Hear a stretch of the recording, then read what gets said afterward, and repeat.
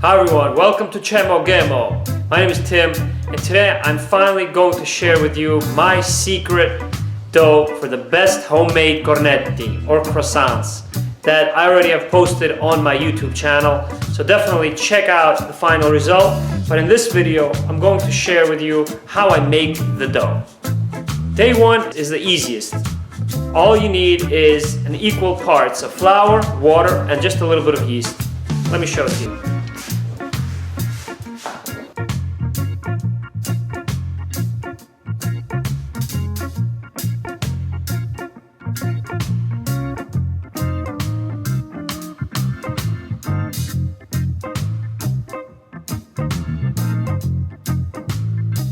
I'm going to mix this yeast with the flour, equal parts, 300 grams flour and water.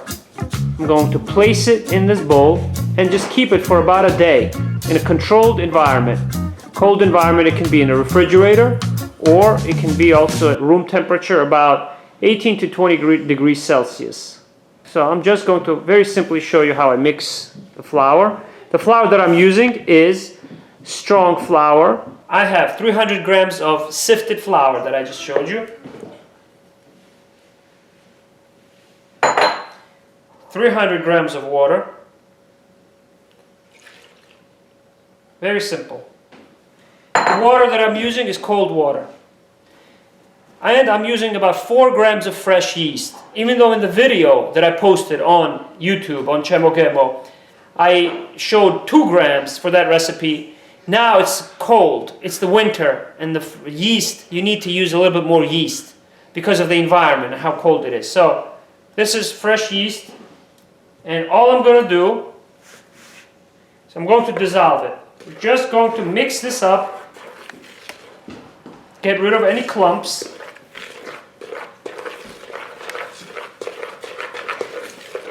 Takes 1 minute, guys, 1 minute. And what you have is this pre-ferment. This pre-ferment is called Polish. It's named after a Polish baker that was working in France many years ago, for whom it became known as the Polish. That's what it looks like. All you have to do at this point is cover it and place it in the coolest place in your house. Coolest, driest place. Again, as I mentioned, 18 to 20 degrees Celsius or Fahrenheit up to about 64, 68 degrees. Or put it in the fridge in about an hour. Let it stand like this for about 30 minutes to an hour, and then just place it in the fridge for about 24 hours. 16 to 24 hours. You can bring it out tomorrow, next day, in about 16 hours as well. It's day 2, and it's time to finish and make the dough for the best, tastiest homemade cornetti that are soft and that are full of flavor.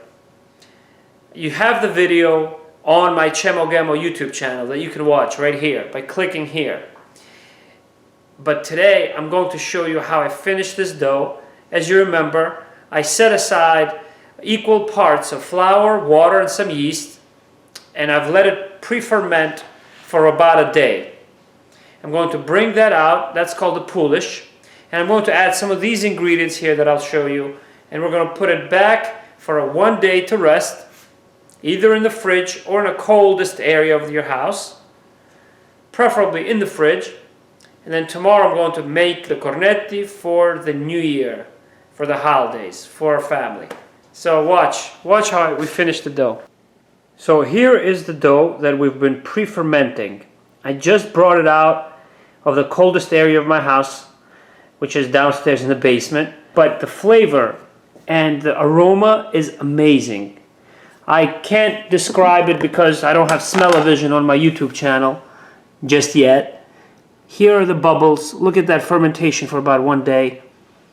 The flavor is already amazing. So what are we going to add? Some 00 flour, fine flour, some milk, about 390 milliliters of milk, 700 grams of flour, about 100 grams of butter, 2 egg yolks, lemon zest that we're going to grate from 2 lemons to give it a lot of flavor. That's what differentiates these from regular croissants. And then sugar, 160 grams of sugar. Here's our poolish, our pre-fermented flour. Now, what you want to start with is just the egg yolks. So we're going to add the egg yolks in, 2 egg yolks, and all of the sugar. All right, 160 grams of sugar. I'm going to start mixing this up so that it just absorbs. Notice I'm just going to do everything, this dough, by hand. So we're going to work thoroughly here to absorb the eggs and the sugar with the flour first.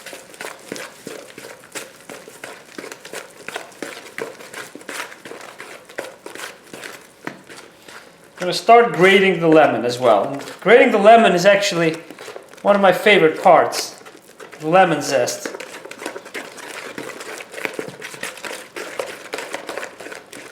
What you could also do here is add some honey. I don't use it in this recipe, but today I'm just going to add it. Just because it's New Year's coming up. I'm going to make it a little bit sweeter than usual. And it may also give it some color when we bake it. Okay, perfect.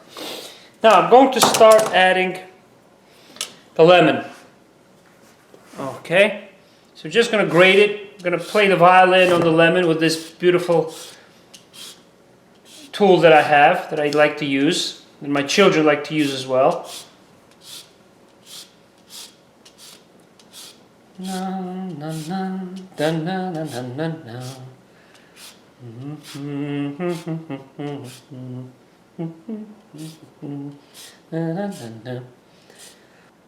There we go. I got most of the lemon zest. The lemon should be organic. So this is, make sure that it's organic lemons. Okay, perfect. Added the lemon zest as well. Now we're going to add in the butter. Room temperature butter as well. And then all you have to add are 2 more ingredients, which are the flour and your milk. And these you'll add slowly, little at a time, just alternating between milk and flour. With just one secret that you have to keep in mind. Don't let the dough dry out too much. So it's better to start with more wet ingredients and then add in flour later than the other way around. Start adding some of the flour. Maybe just 1, 2.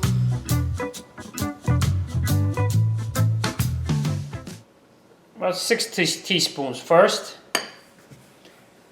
Just going to start mixing it. Notice I'm not using my hands yet. I'm going to add it, start using my hands at the end to just finish the dough. And as I mentioned in my Cornetti video that you've probably already seen on my YouTube channel, I have increased the amount of liquid, or the proportion of milk to flour in this recipe. So now it's approaching about 70% liquid, or 70% milk and water combined compared to the flour, relative to the flour. Now we're going to add a little bit of milk.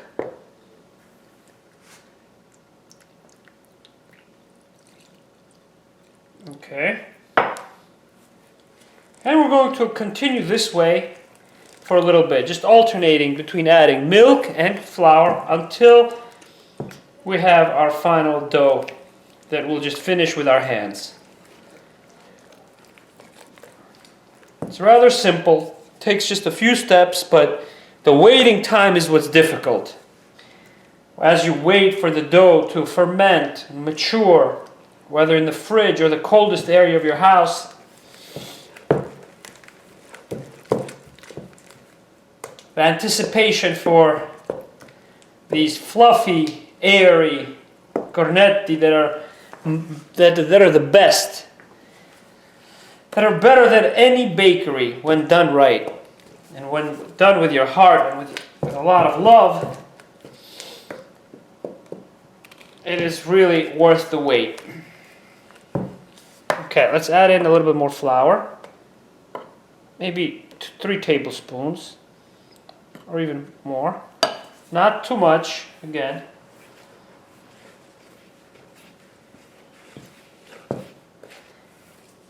Now, you have to try this. I don't know whether or not you'll be able to have this your best effort the very first time around, although there is a concept that I believe in, which is beginner's luck. But you know, you attain mastery over time. So you're gonna have to practice with this dough, because you'll have to understand just what kind of consistency it has to be in order for you to manipulate it the third day, manage the dough so that you don't end up adding too much flour when you start to make those layers of flour and butter, because tomorrow on the third day is when you actually get 500 grams of butter, and you flatten that butter block out and you put that butter block on the dough. And from that point on, I already have that recorded in my other video.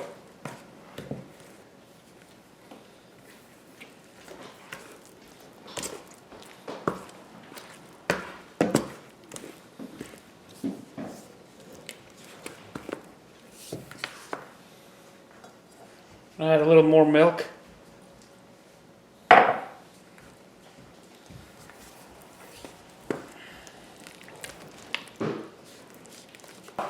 And now let's look at this dough. This is actually one of my favorite parts, because look, those people who are not used to working with the dough, they really do not appreciate this part of the recipe. But you don't improve as a baker until you really start to use your hands. No matter what kind of mixer you have.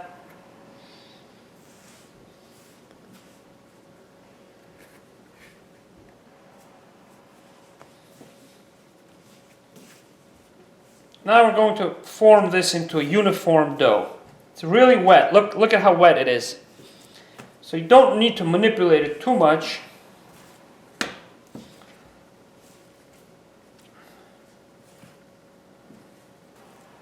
What you have to do is you actually have to get your hands in there and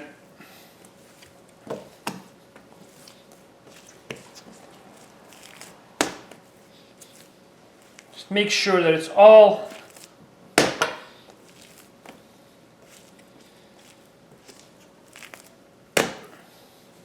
look at how wet that dough is. It's really soft. Fold it, give it some strength, and you don't need to work on it much more. You can use some flour to get rid of this dough, but watch just how it's done. The dough is done. So what can help you here is just a little bit of flour, and if you like, a scraper, flour scraper.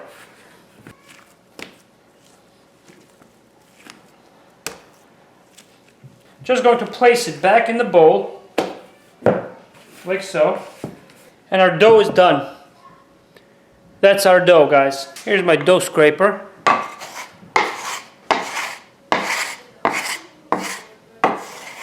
Watch how much gluten is already developed. Look at that. The dough is not sticking, see? The dough is not sticking.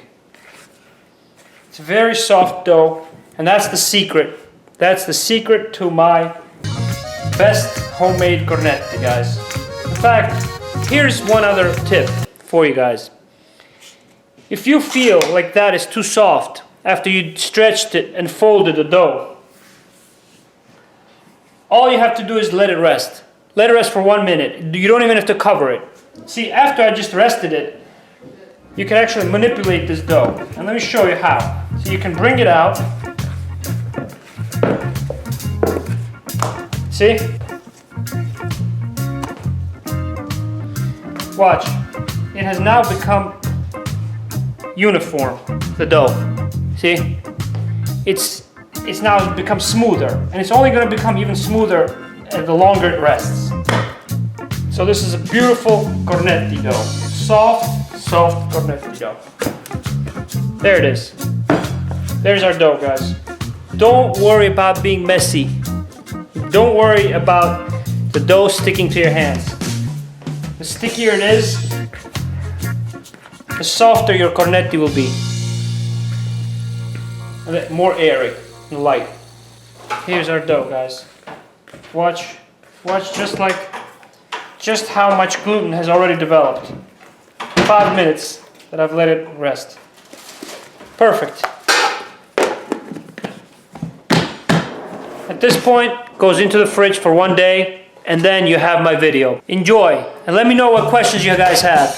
Chemo Gemo, make sure to subscribe. This is what we've been waiting for about 3 days.